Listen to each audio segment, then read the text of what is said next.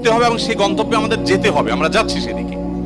পৃথিবী যখন তার গন্তব্যের দিকে বা সৃষ্টি জগৎ যখন তার গন্তব্যের দিকে এগিয়ে যায়, তখন যত বেশি এগিয়ে যাবে ঈমান মানুষের জন্য ধরে রাখা তত কঠিন হবে। আমরা সেরকম একটা সময় পার করছি। আমাদের বাপ দাদারা যারা ছিলেন তাদের ঈমানের যে অবস্থা ছিল, তাদের মধ্যে সততা যে পরিমাণে ছিল, আমাদের মধ্যে সে পরিমাণ নিশ্চয়ই নাই।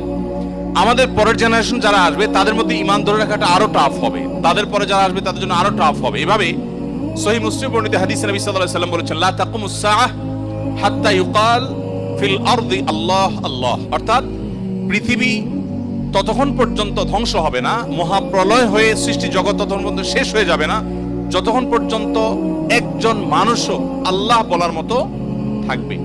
তার মানে পৃথিবী থেকে একটা সময় ইমানদার কমতে কমতে, বিশ্বাসী মানুষ কমতে কমতে এমন একটা পর্যায়ে চলে যাবে যেটা